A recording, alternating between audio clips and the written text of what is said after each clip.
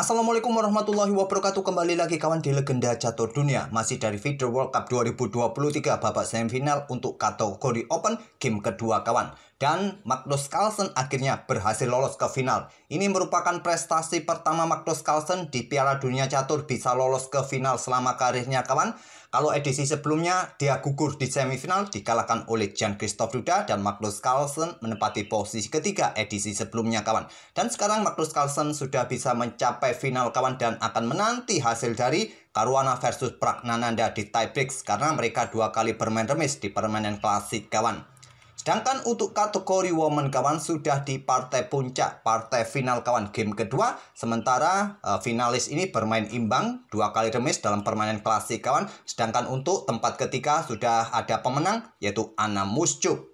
Menang pada game pertama, game kedua tadi malam remis. Dan untuk game yang akan kita ulas tentu saya ingin melihat permainan Magnus Carlsen lagi kawan. Nantilah dalam permainan tiebreak bisa kita ulas besok permainan Praggnanandhaa versus Fabiano Caruana. Kita lihat permainan menang kalah kawan antara Prag ataupun Caruana besok saja.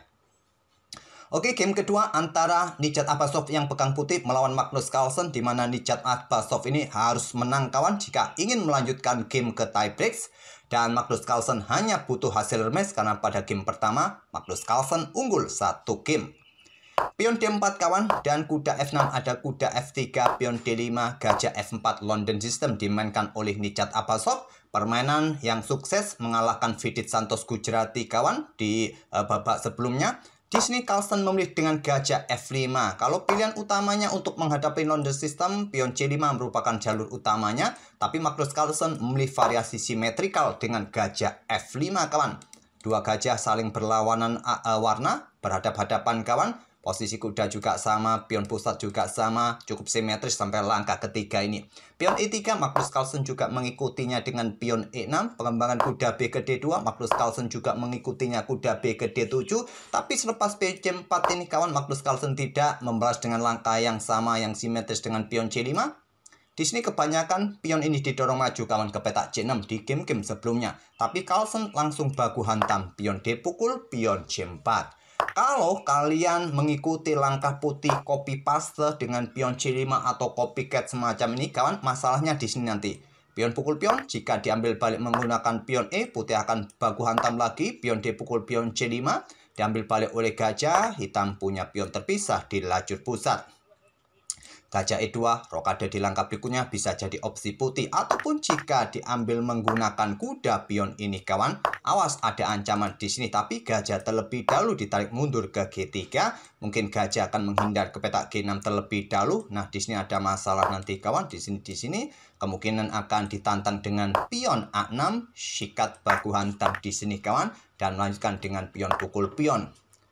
Oke, kembali lagi ke langkah aslinya kawan, memilih dengan langkah pion pukul pion, dan ini merupakan ide baru dari Magnus Carlsen di langkah ke-6 ini yang belum pernah terjadi sebelumnya dalam permainan London System variasi simetrikal kawan.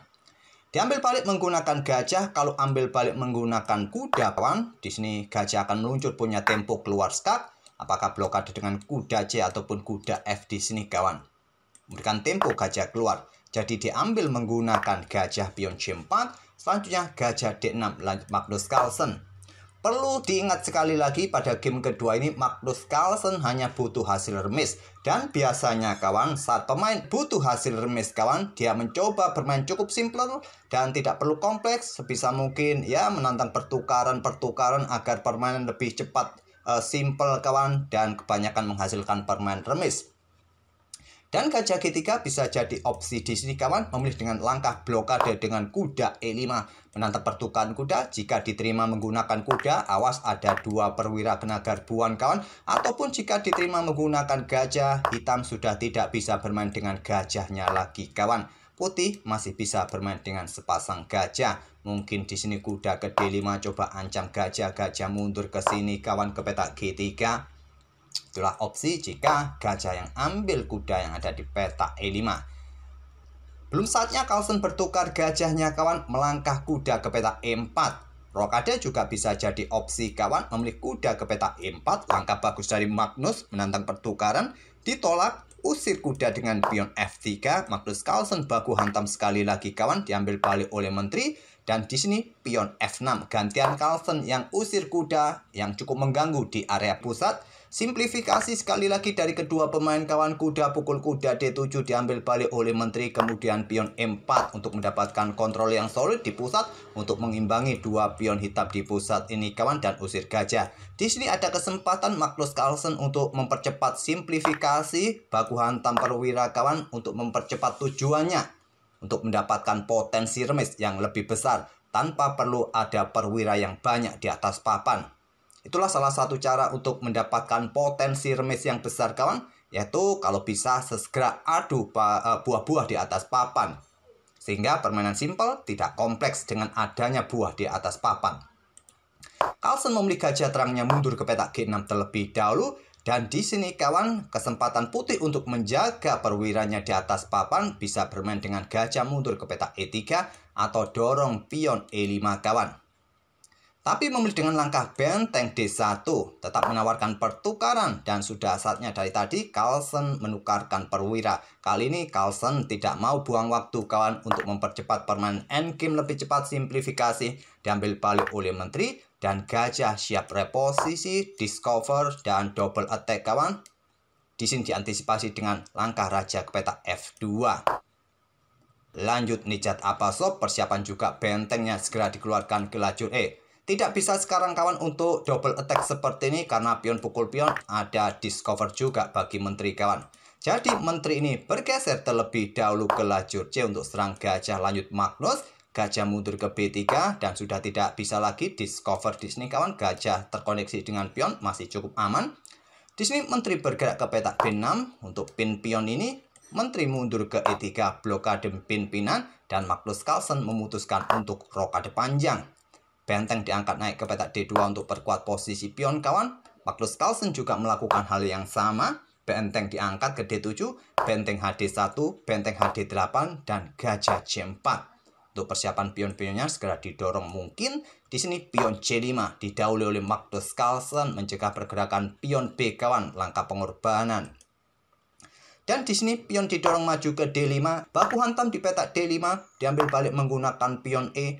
Raja bergeser ke B8 untuk menghindari area terbuka. Di sini pion A3.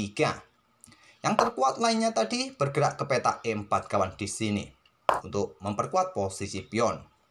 Tapi memilih dengan pion A3 untuk nanti dukungan bagi pionnya. Mungkin pertarungan di petak B4 ada menteri ke petak D6 mencoba incar pion G3.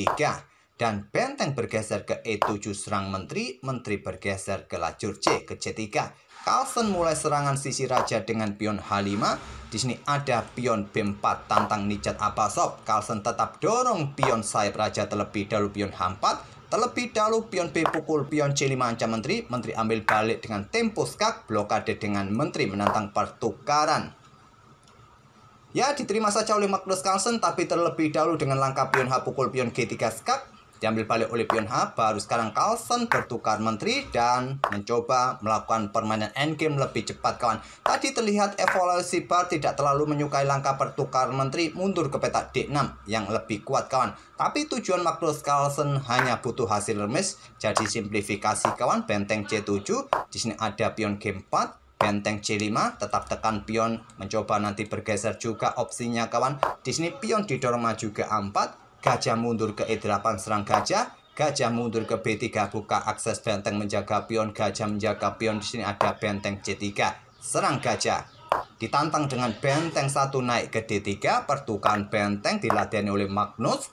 Raja mulai naik kawan ke C7. Di sini ada benteng E3. Mencoba ingin mendapatkan pion tapi tak ada masalah, masih ada benteng di sini. Di sini ada gajah G6.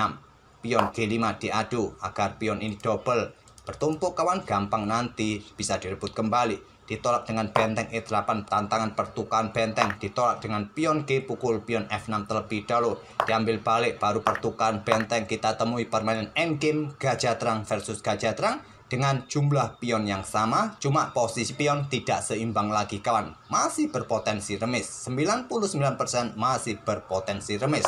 Apalagi yang main ini para super grandmaster kawan, apalagi Magnus hanya butuh hasil remis saja. Ini merupakan posisi yang diharapkan oleh Magnus Carlsen kawan. Raja ke D6, hentikan laju pion, hentikan raja putih yang mencoba melintas ke C5 tadi. Putih memainkan pion F4-nya, gajah H5. Di sini ada raja ke E4, gajah G4.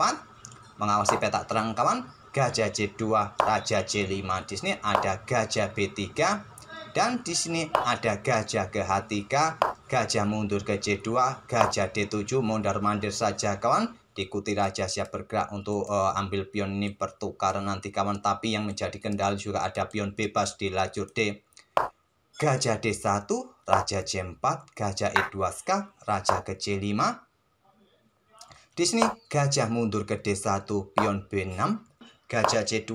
Kedua pemain dengan gajah dan rajanya mondar-mandir saja kawan. Beberapa langkah berikutnya hanya membuat langkah-langkah mondar-mandir. Dan baru di langkah berikutnya sudah mulai mendorong pion G6 dikejar oleh raja. Dan di sini ada gajah G4 dari Nijat Apasov ditawarkan kawan. Kalau diterima ambil pion yang di sini, maka berikutnya ada gajah melakukan skak di sini.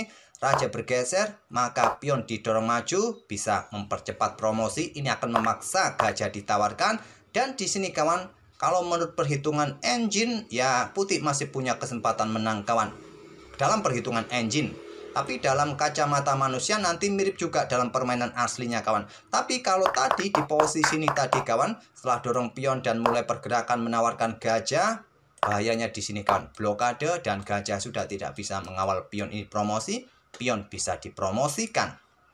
Oke, kembali lagi kawan di langkah aslinya. Di sini tadi memilih menolak kawan, gajah ke C6 skak terlebih dahulu, raja mundur, gajah sekarang ambil pion A4, di sini gajah D7, disikat Magnus, menyerahkan gajahnya kawan, berharap dengan 3 pionnya nanti bertukar dengan gajah, menyisakan 1 pion kawan, masih bisa dihentikan oleh Magnus. Seperti apa kita lihat saja. Pion mulai didorong Magnus ke B5, raja D2, pion B4, dorong terus, gajah E6 skak, raja bergeser ke pusat, mencoba mengejar pion ini kawan. Pion didorong maju berkoneksi dengan gajah, ada pion A4 sekarang, raja C2 mulai mengejar, raja hitam E4 untuk mengejar gajah ataupun pion ini, meninggalkan diagonal ini nanti kawan. Di sini kalau melihat evaluasi bar dalam posisi remis kawan, dan raja bergerak ke E5 meninggalkan pionnya kawan. Kalau gajah ambil, pion ini ambil, ada pion lolos, pion ini jatuh dan tetap saja berakhir remis nanti kawan. Raja D3, pion A3, raja C2, pion A2 segera promosi dikejar oleh raja. Giliran pion B3 dikoneksi dengan saudaranya, ada gajah E6 kawan. Raja mundur ke E4 dan di sini baku hantam sudah tidak memungkinkan lagi permainan berharap menang kawan. Dan akhirnya Nijat Apasov mengakhiri gajah ambil pion F5 dan mereka sepakat remis. Ya tidak mungkin lagi kawan, tinggal gajah saja, infusion material tidak cukup untuk membuat ancaman skak mat. Game kedua remis, Magnus Carlsen lolos ke babak berikutnya, partai final. Masih menunggu permainan tiebreaks antara Pragnanandha versus Fabiano Caruana. Itulah kawan game kedua antara Magnus Carlsen. Coba kita ulangi sekali lagi sebagai bahan referensi kalian untuk mengingat langkah-langkah dan ide Magnus Carlsen untuk menghadapi London System dengan variasi simetri kali ini kawan. Magnus Carlsen meniru langkah-langkah putih kawan sampai langkah kelima setelah pion C4. Magnus Carlsen tidak lagi membalas dengan pion C5 kawan. Perlu kalian ingat-ingat, ada pion C6 ataupun pertukaran pion di sini bisa kalian pilih. Oke, semoga permainan dari kedua pemain tadi bisa menghibur kalian dan ide-ide pembukaan dari kedua pemain bisa jadi bahan referensi kalian dan kita akan bertemu di video-video berikutnya. Terima kasih. Wassalamualaikum warahmatullahi wabarakatuh.